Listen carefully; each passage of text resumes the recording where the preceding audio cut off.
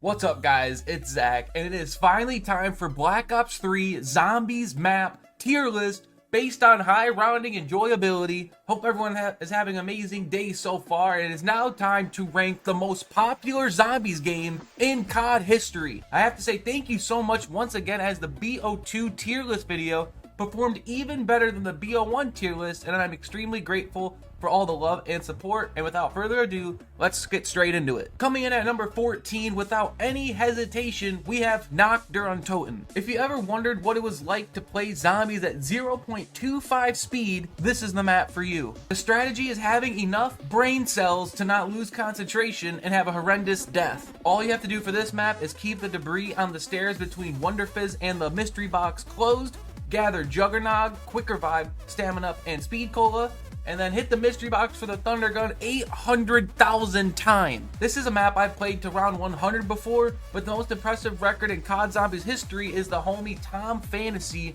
with his 255 Classics game that took over 301 hours to achieve because of how slow the spawns are. I challenge anyone else to play over 15 hours a day for 25 days to match this world record if you don't have anything else better to do. Coming in at the number 13 spot, we have the map Kino.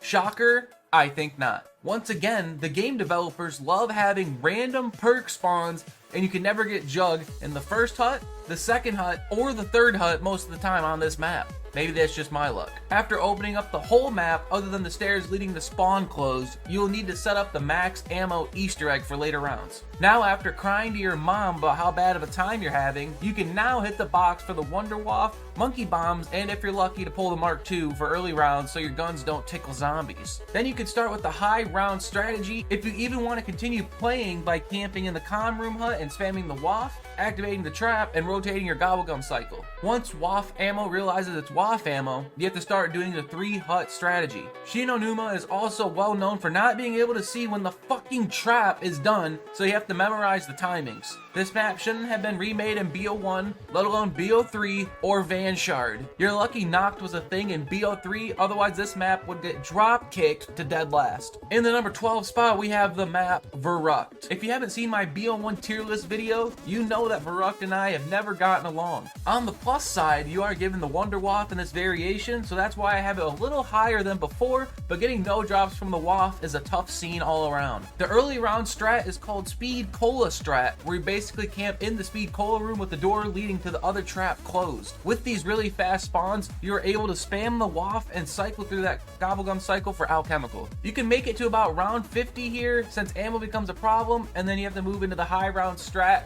called the double trap strat. In a lot of similarities to BO1, the map is just really tight, and getting past round 100, let alone trying to get to 255, could be seen as a very tough task. Verrucht is always a really fun and challenging map, but just in terms of high round enjoyability, you got no special rounds, and there's really no way to get maxes once the other weapons start falling off a cliff, so Verrucht falls in at number 12. At the number 11 spot, we have Revelations. Rumors are around the community that someone is trying to go for a no jug, no gum, no monitor, and no keyboard 255 on the map, and I think it just might be possible.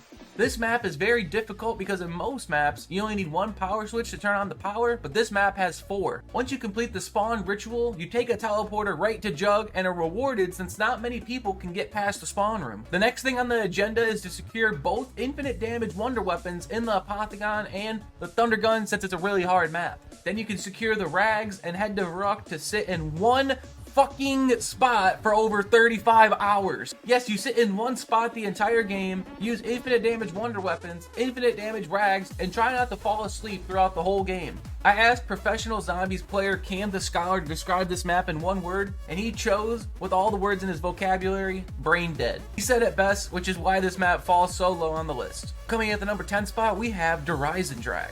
This map definitely has a special place in a lot of zombies players' hearts, including my own. For once, the high round setup isn't really a pain, and you can get a game going on your first attempt every single game, unlike BO1 Ascension where I can never get the Never mind. Once you have the lightning bow, the shield, and the rags, you can head over to the church and start the high round strategy. Quick reminder to keep the doors upstairs closed for faster spawns. Something I find to be shocking on this map is Electric Cherry is a must-have perk over Speed, Cola, and Stamina, since once you run out of bow ammo, you have to rely on rags and AATs, where Electric Cherry proves to be very useful. Best way to deal with Panzers is to activate the Death Ray and use the HVK with double tap at the beginning of the round. For casual gamers, I could see why Riese and Drac being this low might have you getting ready to punch your keyboard, but just in terms of high rounding, it relates a lot to Revelations just because you're sitting in one spot the whole game, so DE comes in at number 10. Coming in at the number 9 spot, we have Kino der Toten. High rounding on Kino der Toten is kind of mid throughout the entirety of its existence. Just like in Black Ops 1, in order to get it set up, you must obtain the Thunder Gun and Monkey Bombs. Mark II is optional if you're wishing just to get a few more drops by like round 45, but the Thunder Gun forces drops on Black Ops 3, so it's not really needed.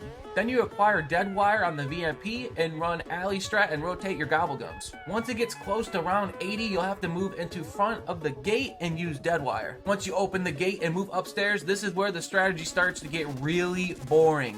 You're practically AFK for half the time sitting behind one of the traps in the corner, and while the trap recharges, you train with Dead Wire and the M8 with Turned. Unfortunately, this is why the map falls in the number 9 spot. Coming in at the number 8 spot, we have the map Ascension. This map varies a lot from the BO1 variant since you only have to open up 2 doors the whole game if you're running Megas, and even if you're running Classics, the amount of trade-outs you have to do are severely lower. For Megas, you obtain the Thunder Gun with crate power and run the power strategy until ammo becomes an issue. Then you return to the spawn room and do the high round strat with Shiva, Dead Wire, and RK5 Turned, but you can also alternate back to power if you have that Thunder Gun ammo. The reason that Ascension takes a pretty big step back in the BO3 video is mainly due to the strat being extremely boring, and if you lose any bit of motivation, you'll throw your character into the spinning silo looking thingy in spawn. The main thing to never forget is to always rotate your Gobblegum cycle for Alchem as per usual. Still very solid, but there are better maps out here for high rounding. At the number 7 spot, we have the Giant. This map takes a slight tumble from the BO1 variation, but it's still quite enjoyable. Before you even leave the spawn room, you can jump over one of the walls to see if Stamina has spawned instead of Deadshot in the snow area. You will need Stam for this strategy if you're only running to 100. Otherwise, it's better to get double tap for the AATs. Getting set up is quite simple, as all you need is the Wonder Waff and Monkey Bombs. In order to obtain Stam, you need to throw all 3 Monkey Bombs in the teleporters, then hit the red button. After this, you can finally start the high round strat. For starters, you'd want to sit on the spawn teleporter and shoot the Waff once around 8 to 10 zombies are in the area. You use AAT sporadically until the Waff ammo can't keep up with the thousands of zombies. Then you train in the spawn room from the bottom of the stairs for the remainder of the game. I'm going to be attempting this map in the near future, but the Giant always has something going on and it certainly deserves the number 7 spot. Coming in at number 6, we have Shangri-La. The very first thing you want to do on this map is making sure Jug doesn't spawn on the waterfall side. Stupid COD developers and their addiction to random perk spawns, because trying to reacquire Jug is less likely than winning a single number on roulette. Then it's hitting the mystery box simulator until you're able to obtain the Baby Gun, Ray Gun Mark II for early rounds, and then the Monkey Bombs. Then you make your way to the Kuda room and get started on the high round strategy. You'll want to throw on Dead Wire for the Kuda, and this strat heavily revolves around the Baby Gun. But Shang is very difficult and is very prone to crashing, but enjoyable, and lands at number 6. Coming at the number 5 spot, we have Shadows of Evil. This is definitely a map I've watched more than I've played. First 50 rounds is quite similar to a lot of different maps where you can spam your Apothegon, and if you're running Alchem, it makes the strat that much better. Blast Furnace is the best AAT because you need it to recharge your sword, and it can actually kill up to a full horde, while Dead Wire has a max kill rate of 10 zombies per charge, and it doesn't charge your sword. Upgraded Arnies are ideal on this map since you can get drops and a chance at that beautiful max ammo, but the reason that Shadows falls a little bit here is that you're only given 2 drops of round instead of the normal 4 drops. So you could theoretically go 3 to 4 rounds without getting a single max ammo, which is just an absolute travesty and why it falls down a huge cliff. to number 5, and not to mention that doing the sword, it literally gives you a migraine every time you use the sword. Coming in at the number 4 spot, we have Moon. This is the quickest round 100 in all of BO3, and it's even more impressive when Moon doesn't even have special rounds to make it go quicker. Unfortunately, this high round strat is extremely boring since you have to camp at one window, spam the wave gun, and rotate your gobblegums for alchemical.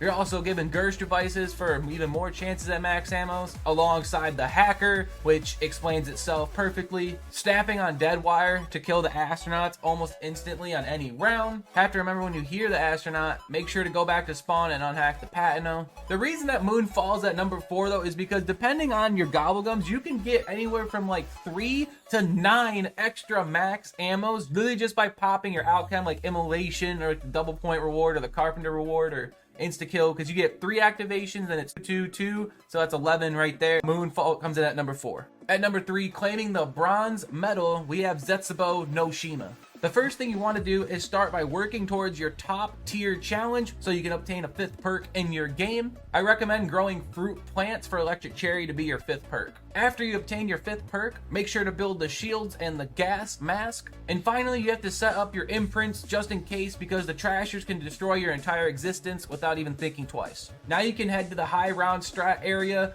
being the skull room. The best way I can describe this area is the crazy place from Origins on steroids. The area is quite open, but having to deal with trashers, spiders, and ground spawns can catch you off guard. Mule kick is a necessity on the map, so you want to run the ICR and M8 with Deadwire while the Vesper has turned. I've got to get back into this map as well, and Zetz falls at the number 3 spot. At number 2, claiming the silver medal once again, we have Origins. Reminds me a lot of Chick Hicks from the movie series Cars. Always second and never number 1. The early round strategy doesn't vary too much from the BO2 variation. For starters, you have to obtain the ice staff from collecting 3 parts and the disc. Then you make your way to the crazy place and shoot the code that no one other than your mom can remember. Once the code is done, make sure to shoot the 3 tombstones at Gen 2, 4, and excavation site. After a process that can take a half hour, you head to the fire tunnel and start spewing the ice staff into the ground and watch as the rounds fly by. Best way to deal with Panzers is have an ice charge shot ready and then use your boom Hilda and destroy his helmet. Once ammo becomes an issue, you'll go back to the bottom of the excavation site and start double AATing until you either your death or 255. This map has a lot going on, and the Panzers add a nice little flair to the map, which is why it lands at the number 2 spot. Claiming the gold in dramatic fashion, we have Gorod Krovi. To get started on the early round strat, you must obtain the definitely hard to obtain Mark III from the box. Then you head over to Stamina and spam the Mark III with the debris to your back.